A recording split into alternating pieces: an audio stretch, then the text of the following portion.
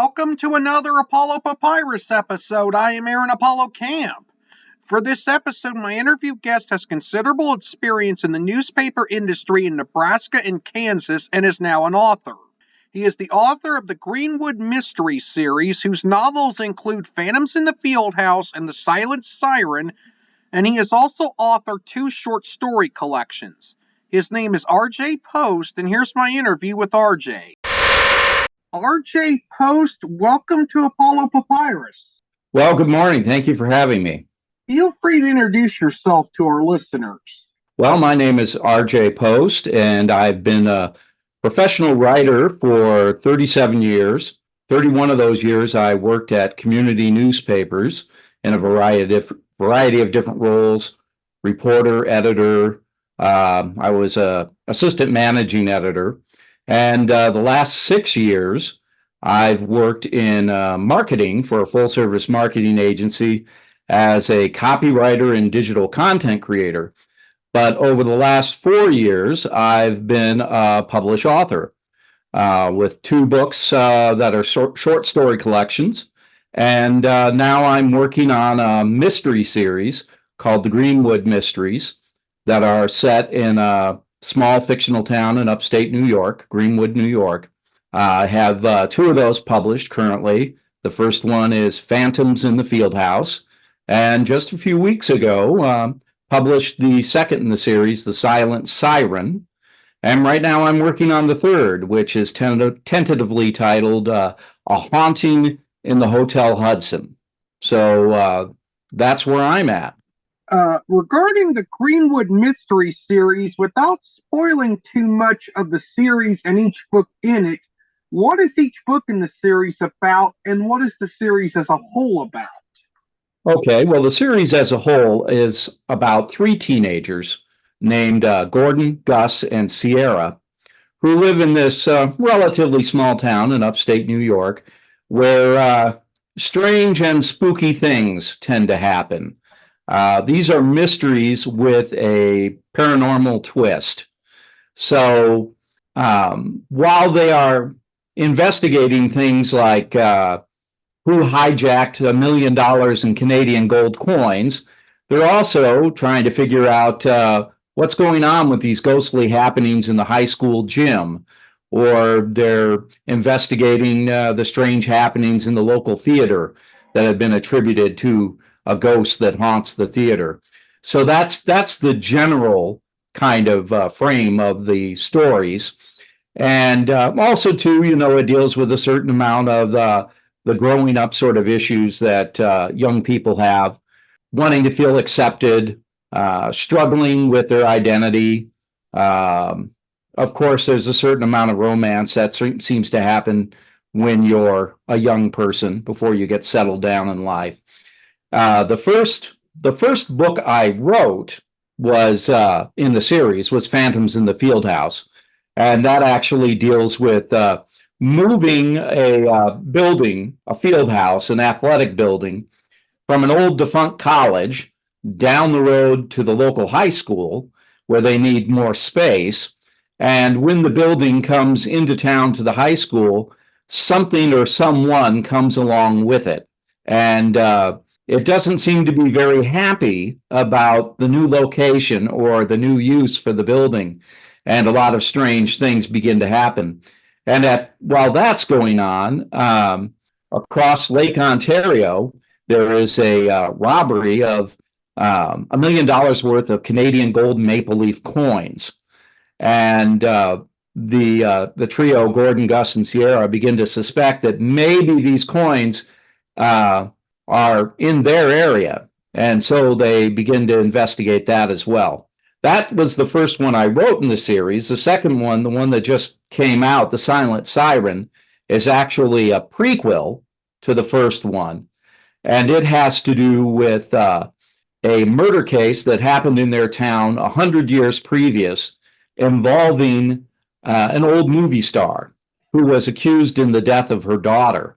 They'd been learning about this in a history class, and suddenly someone appears that wants them to take this on and try to prove that the movie star was not responsible for her daughter's death.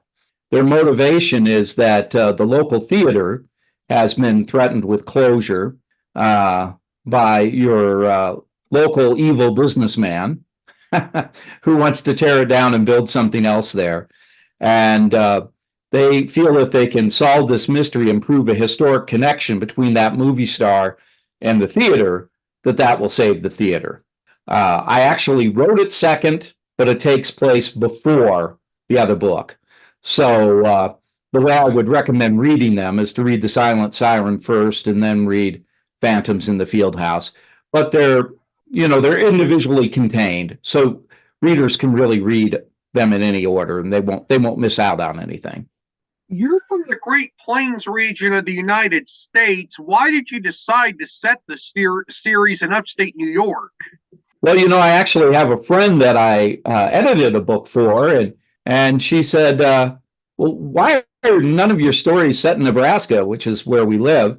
And there is at least one in one of my short story collections that's set in Nebraska and actually names several towns from central Nebraska. But she said, don't you like Nebraska? And I said, oh, yes, I like Nebraska. I love living here. But I'm not entirely sure that other people will enjoy a mystery set in Nebraska quite as much as they might enjoy one set in a town surrounded by spooky woods with lakes that might have bodies floating in them and things of that nature. Maybe a little closer to our boundaries with another country where there might be suspicious things slipping across the border down into the United States, that sort of thing. The other reason why I picked the area that I picked, my wife is actually from Syracuse, New York. So that got me thinking about that part of the country. And before I lived here in Nebraska, where I've lived for close to 30 years, I lived in Kansas for a while, but I grew up in Ohio, and Northern Ohio is a lot like that setting in upstate New York.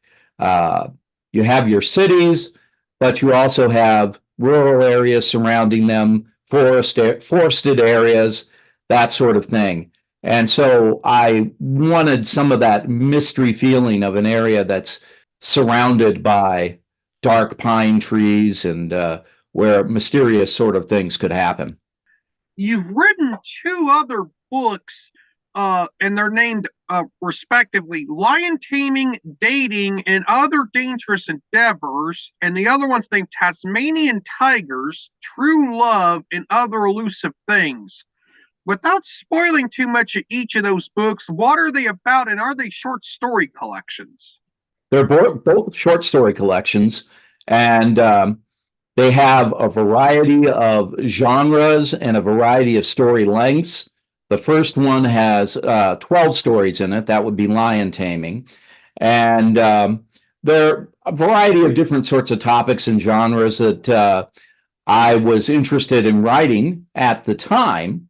One of them is actually a short story called Mystery Girl that is the genesis of the series I'm working on now. But I wanted to come up with a title that covered the broad swath of topics and genres that I was including in this short story collection. And a lot of them are about relationships. And the first story in the book is called The Safe List.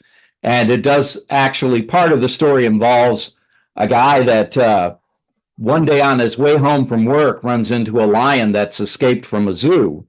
So that's where the lion taming part of the title fits in.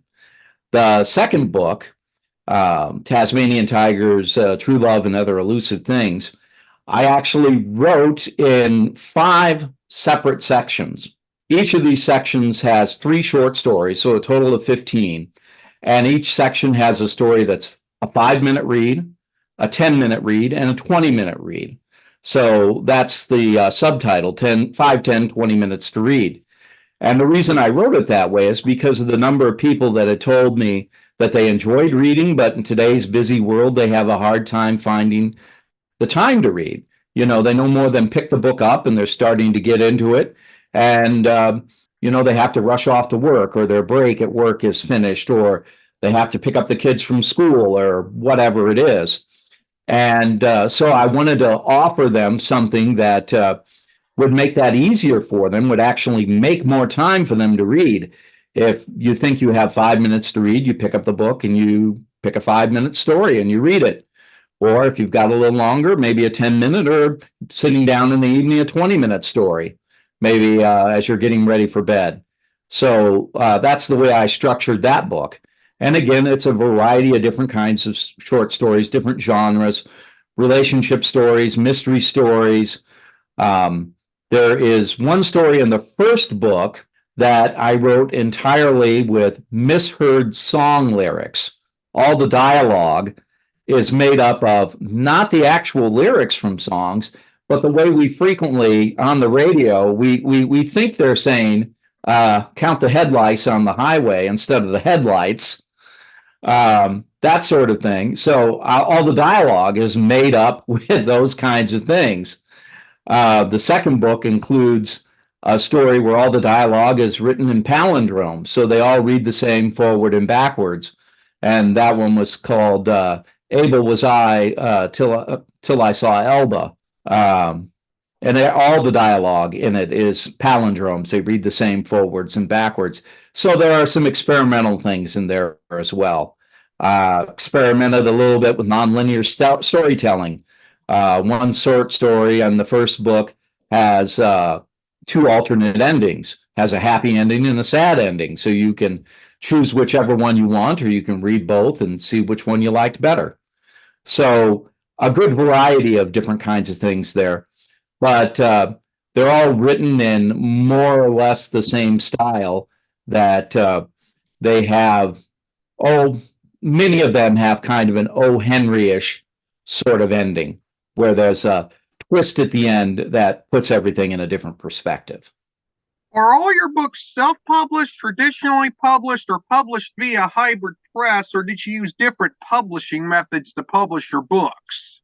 Well, so far, all of them have been self-published. When I was writing the first book, was during the lockdown, during the pandemic, and I basically just wanted to get back into fiction writing, which I hadn't done for many years, and kind of test my muscles there, see if those hadn't atrophied, if I could still use my imagination in that way.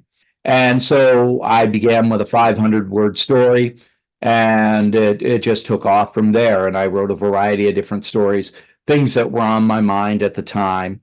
And I was shopping them around to literary magazines, but a number of those were closed down at the time because of the pandemic. So when I got up to, say, about 8 or 10 short stories, I said, I think I'm approaching a book here. I've got enough of these stories, or I will have soon enough, that I'll just put them together in a book. But if you check around to agents and publishing houses, many of them aren't interested in short story collections. If you're someone like Stephen King, they're very interested in your short stories. But he's an author with a proven name, obviously, has had many best-selling books, and he could write a story about what he reads on the back of a pill bottle and make a great story out of it, and people would want to read it. He's a proven commodity. But for someone like me, who had never published a book before, I didn't think an agent would be interested in taking that on. So that's why I went the self-publishing route. And I've just stuck with it since then. The more you do it, the easier it gets to be, or the more acquainted you get with all the things that you need to do. And that's not to say that when I've got a few more stories in this series, perhaps that'll be something that a publishing house will be interested in picking up and helping me with the promotion and marketing efforts with that. Do you plan on, or are you considering writing more books? And if so, what are some ideas you have for books that you will or may write? Well, I've got at least one more in the works with the series that I'm working on now. And it's going to take place largely during a ski trip and involve a haunted hotel, an old hotel that was popular back in the Roaring Twenties during the days of Prohibition. And there are some strange things going on there while the characters in the story are trying to enjoy their extended ski weekend. A lot of strange things are happening both on and off the slopes. So I think you really need at least three to have a series. So I'm working on that third one, and I may do more of those if they have a good reception, continue to have the positive reception that they have. I also have in mind one of my favorite authors is Raymond Chandler, who wrote the Philip Marlowe stories. You know, the Big Sleep and the Little Sister and a number of other adventures with Philip Marlowe, the Los Angeles-based detective. And I like those, Dashiell Hammett, Mike Hammer, all those sorts of authors that wrote those hard-boiled detective stories that lend themselves so well to film noir. And I have in mind to write a book or a series of books with that sort of detective, but perhaps play it a little bit tongue-in-cheek, not take Raymond Chandler and Mike Hammer, Mickey Spillane, on head on, but approach it with a little bit of a more of the mind, a spoof or a satire. You know, they say imitation is the sincerest form of flattery, but I also think that satirizing a particular genre is a sincere form of flattery as well. You wouldn't take a respectful poke at something that you didn't respect, that you didn't think was admirable or a lot of fun in the first place.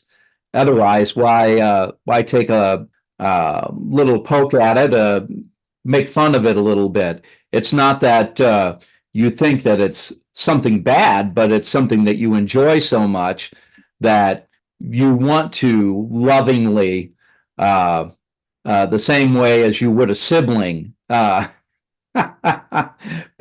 out the little things about it that are perhaps maybe a little bit questionable or a little bit ironic.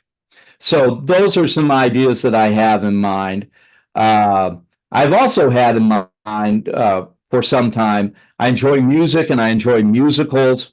I have had in mind to write the book for a musical. So I would not actually be writing the songs, but I would be writing the spoken word that the songs are, you know, that's built around the songs. And so I've had the idea of writing a musical built around the songs of the rock group Blondie. Somebody may have already done that. I'm not aware of it, but I just loved their music back in the 80s, and I still do. And there's a lot of storytelling in their songs. And so I would like to group those together and come up with a storyline that pulls all the plots of those individual songs together. You worked in the newspaper industry in Kansas and Nebraska for over 3 decades. What was that work like? Well, that was a lot of fun in an exciting kind of way. It's a very serious line of work, though, too, because it's not, if you work in the news department, it's not about how many newspapers you sell. It's about doing a service for your community. It's about telling the people who live in that city the things that they want to know and the things that they need to know. Very often, you're not aware of something that's going on in your community, but it's something that could have a big impact on you. And so that's something you need to know. It's, you know, journalism plays a very important role in democracy. You know, if people are going to get out and participate, whether it's in a presidential election like we're having this year, or even a smaller issue in their local community, whether it's the mayor or the city council or a vote on a tax increase or building a new school, they need to know what's going on with that. They need to be informed of the facts. They need to hear from the people that are for it and against it so they can make up their own mind and have some role in their own destiny. So it's a very important kind of job. And it doesn't always pay well. You have to really believe in what you're doing to want to work in that field. In the same way, people often lament that teachers, that the pay that they get is not commensurate with the important role that they play in society. Journalism is a little bit like that. You're not likely to get rich doing that, but if you're someone that believes in it, that's why you do it. It's not so much that, again, you need to support your family, but you're not doing it because you think you're going to get rich, because you probably won't. All that being said, it was a joy to do, working with other people that were dedicated. And there's few lines of work where you will work with such intelligent, creative people as you will in the newspaper business. And the friends that I have that are still working in it, they definitely fit that description. Dedicated, hardworking, intelligent, creative people.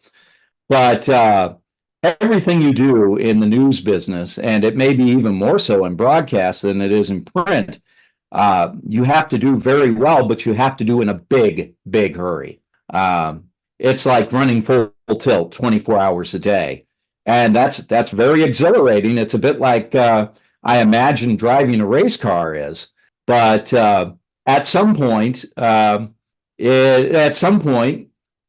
that exhilaration, all that adrenaline catches up with you, and you may need to find that you need to step back a little bit and find another way to be creative and hopefully help your community. And that's what I did almost 7 years ago. I changed careers and found another one where the other thing that I was very interested in, was the opportunity to write every day. I never stopped writing during my time in the newspaper business, but when you're in management, you do a lot of other things that expedite getting reporters and photographers out there in the field to do the great work that they do. But that may not mean that you're personally doing a lot of writing. I always tried to keep my hand in there, picking up stories here and there where I could, and did a lot of copy editing and working with reporters on their stories. But I wasn't writing every day. And so I was looking for an opportunity to get back into that daily writing, because it is like a muscle. It's something that you need to exercise. So that's when I made the transition into marketing, where I do writing full time. Different kinds of writing, but I do it full time. You work as a copywriter and digital media creator for a marketing agency when you're not writing books. What is your work as a copywriter and digital media creator like? Well, I write a wide variety of things. On the digital side, I write everything from Facebook posts, both for the agency that I work for and for clients, to writing the copy that appears on websites. When we have a few clients that are companies that sell all over the world, and someone in Belgium might be going to their website and looking up product information, and they may be reading something that I wrote.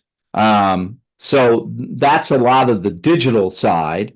There are other, pretty much anything that you could think of where someone would express themselves digitally. I've written a good number of video scripts for clients, both nonprofit and for-profit, that they may post on their website, or they may distribute through social media or YouTube.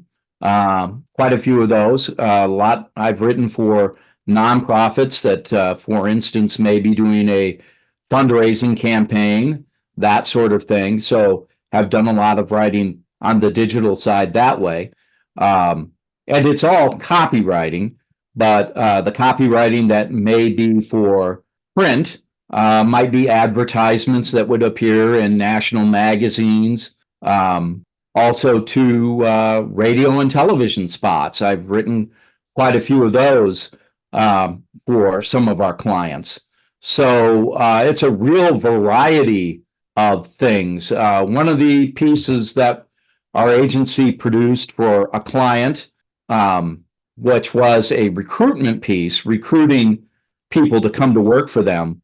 This is a client that makes and sells RVs, recreational vehicles all over the country. It's a very premium brand, and the people that they need to work for them have to be real craftsmen, people that are really dedicated to producing that sort of premium, hand-built niche product.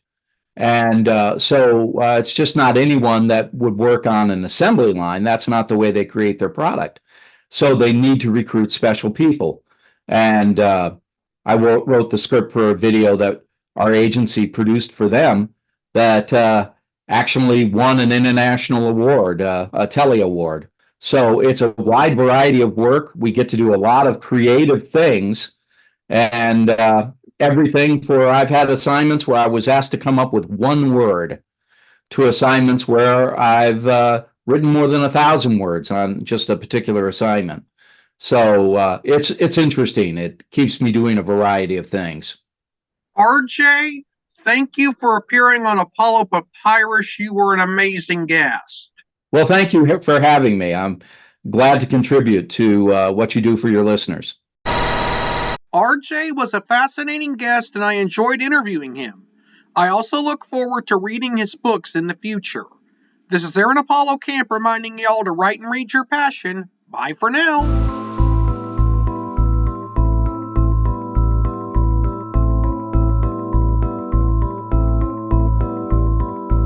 Remember to subscribe to the Apollo Papyrus YouTube channel at www.youtube.com/@ApolloPapyrus and the Apollo Papyrus Substack newsletter at apollopapyrus.substack.com. Y'all can visit the Apollo Papyrus website at campaaronapollo.wixsite.com/Apollo Papyrus and follow Apollo Papyrus on Threads, Instagram, Facebook, and Tumblr at Apollo Papyrus. Copyright 2024, Aaron Apollo Camp, all rights reserved. This podcast episode is intended for the private listening of our audience. Any reuse or retransmission of this episode without the express written consent of the podcast host is prohibited, except under fair use guidelines. Royalty-free music and sound effects obtained from https://www.zapsplat.com.